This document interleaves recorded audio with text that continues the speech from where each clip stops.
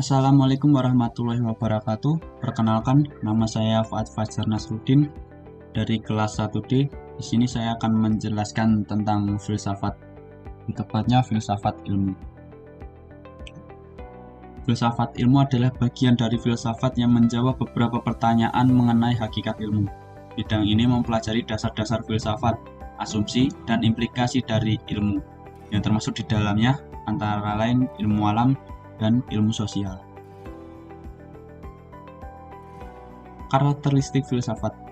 Yang pertama, bersifat menyeluruh. Maksudnya seorang ilmuwan tidak akan pernah puas jika hanya mengenal ilmu dari segi pandang ilmu itu sendiri. Dia ingin mengetahui hakikat ilmu dari sudut pandang yang lain, kaitannya dengan moralitas, serta ingin yakin apakah ilmu ini membawa kebahagiaan dirinya. Yang kedua, bersifat mendasar. Maksudnya, sifat yang tidak begitu saja percaya bahwa ilmu itu benar. Mengapa ilmu itu benar? Bagaimana proses penilaian berdasarkan kriteria dilakukan? Apakah kriteria itu sendiri benar? Lalu benar sendiri itu apa? Seperti suatu pertanyaan yang melingkar yang harus dimulai dengan menentukan titik yang benar. Dan yang terakhir, bersifat spekulatif. Maksudnya, menyusun sebuah lingkaran dan menentukan titik awal sebuah lingkaran yang sekaligus menjadi titik. Akhirnya dibutuhkan suatu sifat spekulatif, baik dari segi proses, analisis, maupun pembuktiannya, sehingga dapat dipisahkan mana yang logis, mana yang tidak. Dasar-dasar filsafat. Yang pertama, ontologi. Kata ontologi berasal dari bahasa Yunani, yaitu ontos dan logos. Ontos artinya ada, dan logos artinya ilmu.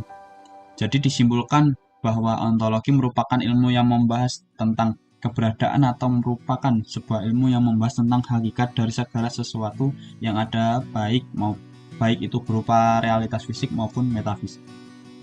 Yang kedua, ada epistemologi. Epistemologi berasal dari bahasa Yunani, yaitu episteme dan logos. Episteme artinya pengetahuan, dan logos artinya teori atau ilmu. Jadi, epistemologi merupakan suatu ilmu yang mengkaji tentang sumber pengetahuan atau asal mula metode, struktur, dan valid tidaknya suatu pengetahuan. Dan yang ketiga, ada aksiologi. Aksiologi juga berasal dari bahasa Yunani, yaitu aksio dan logos. Aksio sendiri artinya pantas atau layak, sedangkan logos artinya ilmu. Jadi, aksiologi merupakan suatu teori nilai yang berhubungan dengan kegunaan dari sebuah pengetahuan yang telah diperoleh. Aksiologi sendiri dapat diartikan sebagai sebuah ilmu yang membahas tentang hakikat, manfaat, atau kegunaan dari pengetahuan yang sudah ada. Relasi antara filsafat dan ilmu. Filsafat dan ilmu saling terkait satu sama lain. Keduanya tumbuh dari sikap refleksi, ingin tahu, dan dilandasi kecintaan pada sebuah kebenaran. Filsafat dengan metodenya mampu mempertanyakan keabsahan dan kebenaran ilmu, sedangkan ilmu tidak mampu mempertanyakan asumsi kebenaran, metode, dan keabsahannya sendiri. Pentingnya belajar filsafat ilmu.